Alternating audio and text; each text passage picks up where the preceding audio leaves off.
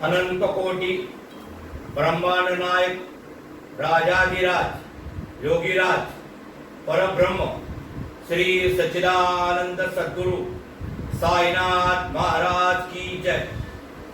ओम नमो भगवते श्री साई नाथाय नमः। ओम श्री साई नाथाय नमः। आदरणीय श्री साई भक्तों, विजय सोनटक्के का ओम साई राम। श्री साई विचारधारा जो साई सज्जन पर आधारित है, आपने उसका बहुत अच्छे से स्वागत किया।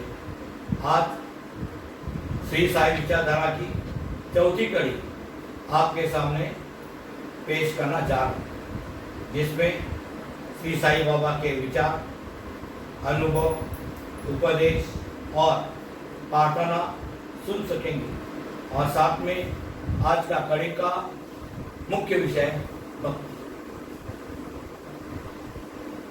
श्री साई बाबा के आशीर्वाद के सिवाय मैं कुछ भी नहीं कर सकता। शुभ कर्मों के परिणाम स्वरूप ही हमें संतों की कथाएं और लीलाएं श्रवण करने की इच्छा उत्पन्न होगी, अन्यथा नहीं।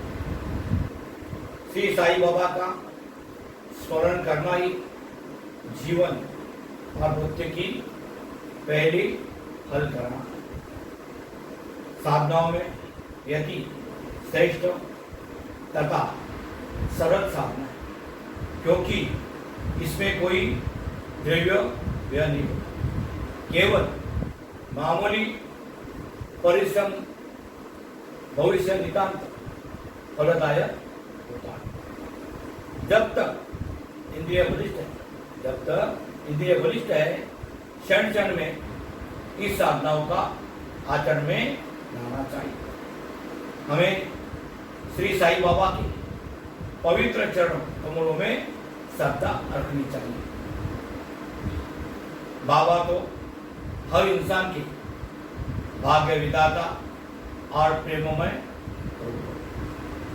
जो अनन्य भाव से उनकी सेवा करेंगे तो भवसागर से निश्चित ही मुक्ति को प्राप्त होंगे। न्याय अथवा मीमांसा या दर्शन शास्त्र पढ़ने की ही कोई भी आवश्यकता नहीं है।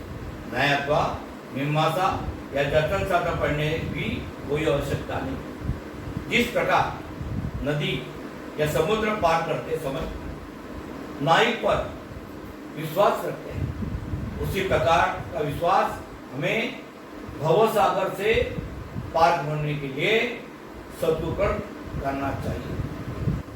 सद्गुरु तो केवल भक्तों के भक्ति भाव की ओर देखकर उन्हें ज्ञान और परमानंद की प्राप्ति करा देते हैं। श्री साई बाबा कभी भी अपने भक्तों को किसी आसन या प्राणायाम के नियमों का तथा किसी उपासना का आदेश कभी नहीं दिया। साई बाबा कभी भी अपने भक्तों को किसी आसन या प्राणायाम के नियमों का तथा किसी उपासना का आदेश कभी नहीं दिया। उन कानों में कोई मंत्र उनको तो सभी के लिए यही कहना था कि चातुर्य त्याग कर सदैव साई साई स्मरण करो। इस प्रकार आचरण करने से समस्त बंधन छूट जाए और तुम्हें भक्ति प्राप्त हो जाए। पंचाग्नि, तप, त्याग, स्मरण, अष्टांग योग आदि का साध्य होना केवल ब्राह्मणों को ही संभव है।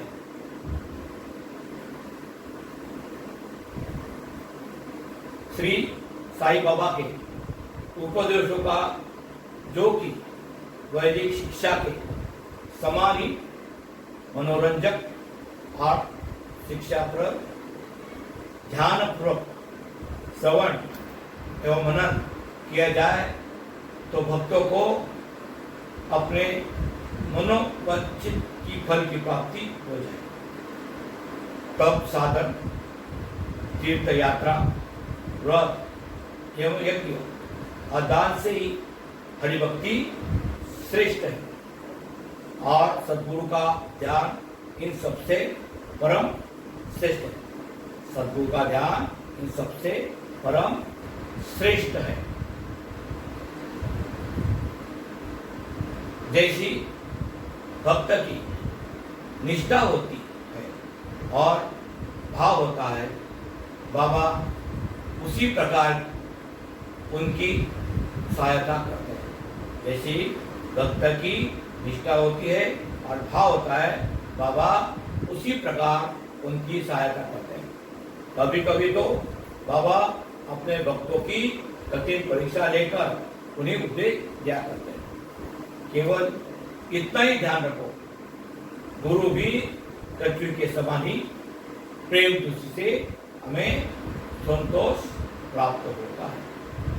गुरु भी पृथ्वी के समान ही प्रेम दृष्टि से हमें संतोष प्राप्त होता है। इसी कारण व्यर्थ में किसी से उपदेश प्राप्त करने का प्रयत्न न करो। मुझे ही अपने विचारों तथा कर्मों का मुख्य ध्येय बना लो और जब तुम्हें निसंदेह कि परमार्थ की प्राप्ति हो जाएगी, मेरी ओर अनन्य भाव से देखो तो मैं भी तुम्हारी ओर वैसे ही देखूंगा। जो अनन्य भाव से देखेंगे तो मैं भी तुम्हारी ओर वैसे ही देखूंगा।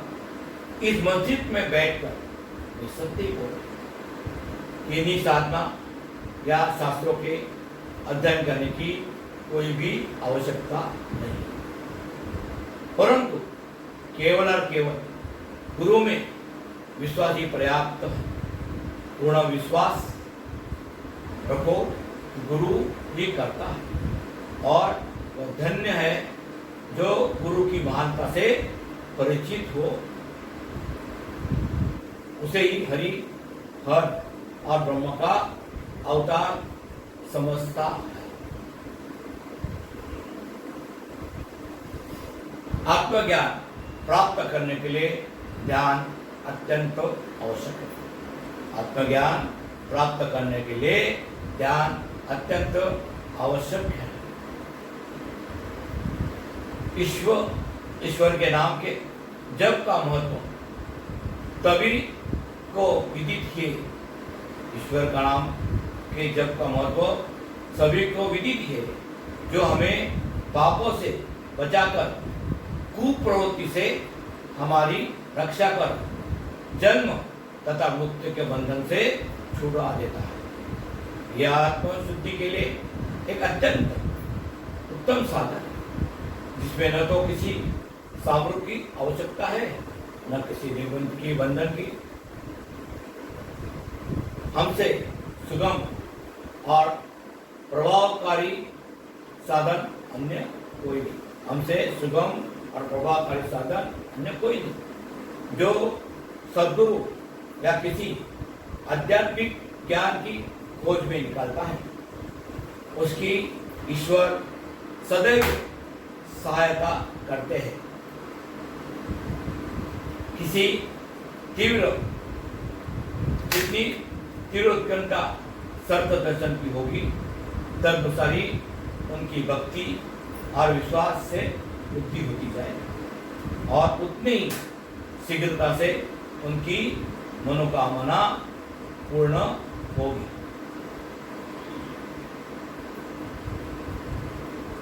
साईं बाबा ने भक्तों की उनकी इच्छा अनुसार ही पूजन करने को दिया। साईं बाबा ने भक्तों की उनकी इच्छा अनुसार ही पूजन करने दिया। बाबा तो वैराग्य के पूर्ण अवतार थे। उन्हें हीरे जवाहर या फूलों की माला तथा किसी अन्य प्रकार की सजदत कर कब रुचि लेने वाले थे।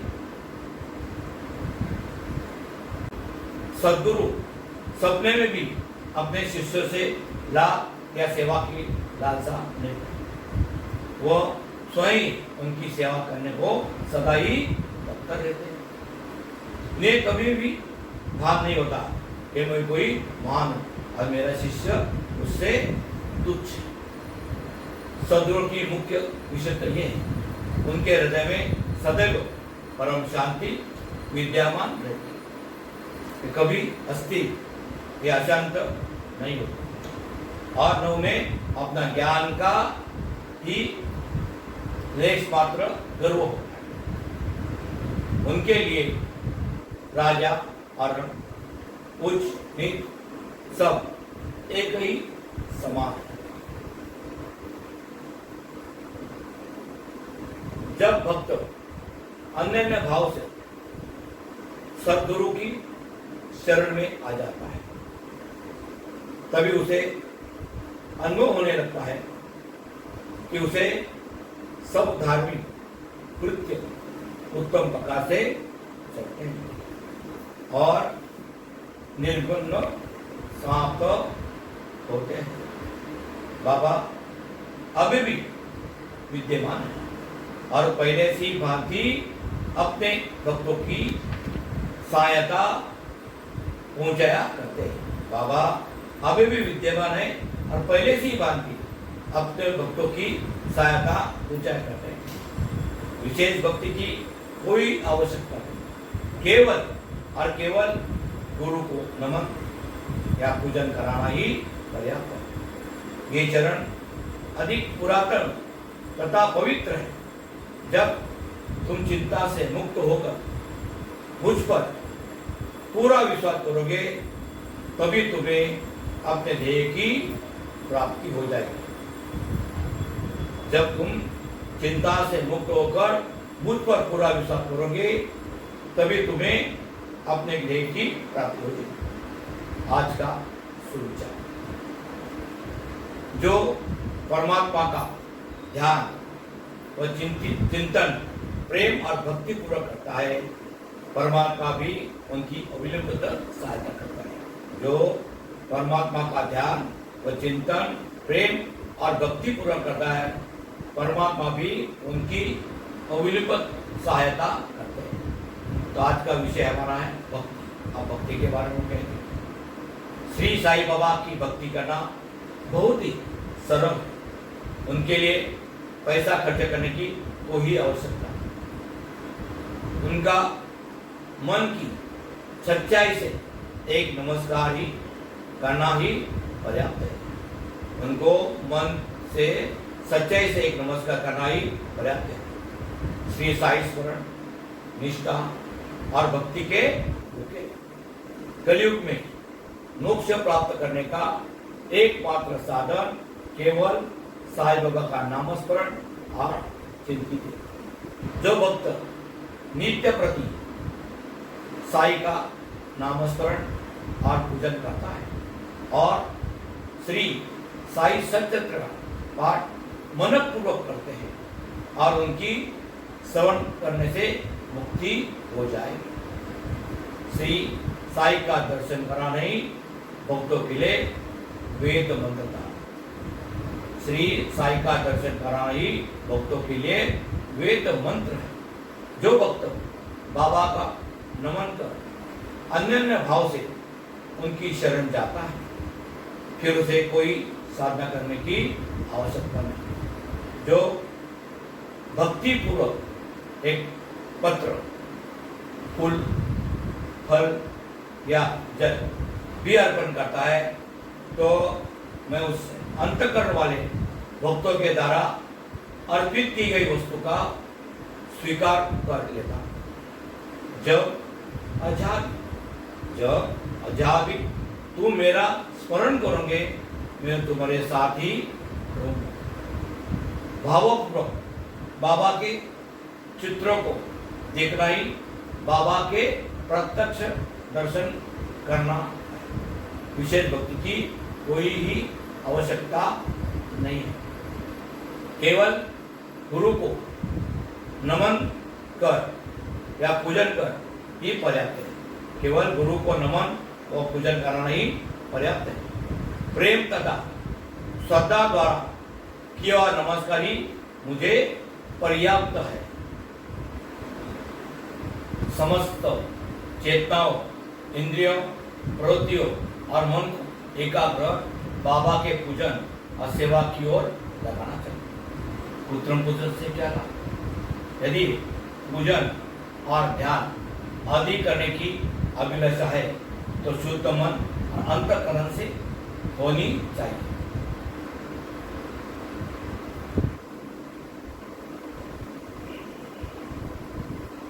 यदि भक्तगण आपके श्री चरणों में श्रद्धा रखे तो साईं बाबा का प्रत्यक्ष अनुभव दे दिया करते।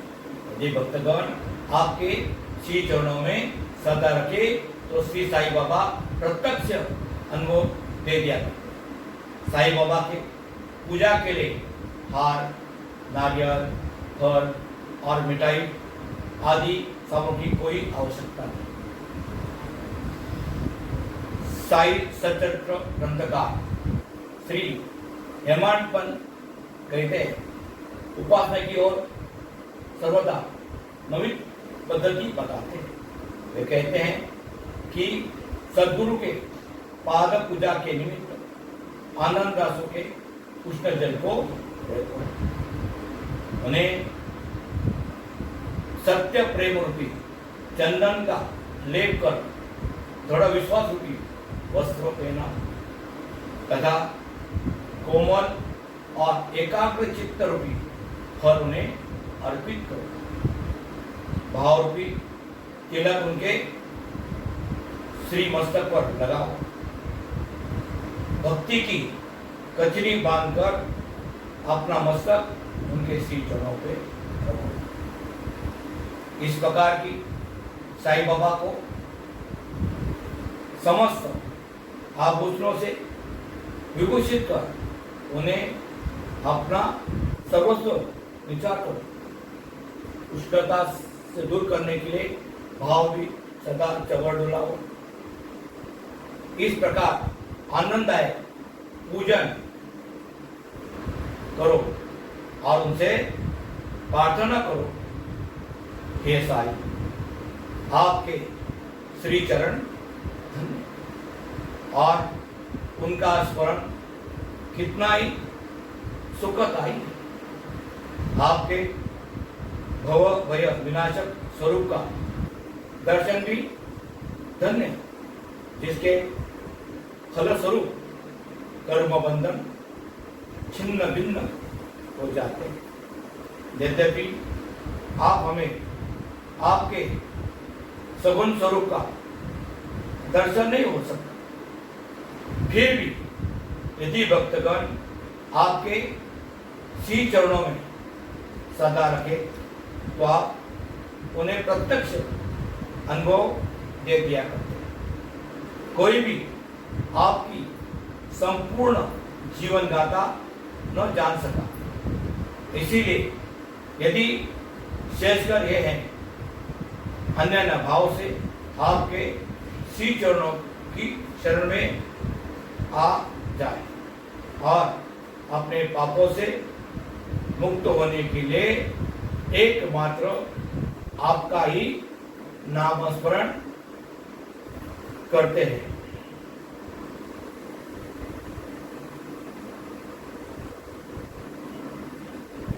श्री साई विचारधारा हर 15 दिनों में यानी एक गुरुवार छोड़कर प्रकाशित हो जाती है। आपको ये वीडियो कैसे लगा ये जरूर कमेंट करें और श्री साई विचारधारा का प्रचार आप अपने पहचान वाले श्री साई भक्त परिवार, मित्र परिवार और आपके परिवार के सदस्यों को जरूर भेजना और हमारे चैनल को सब्सक्राइब करें और घंटी बजाना ना भूलें। आप हमारा अगली कड़ी गुरुवार 28 मई को जिसमें साईं बाबा की जीवनी सुनेंगे। धन्यवाद। ओम श्री साई नाथाय नमः।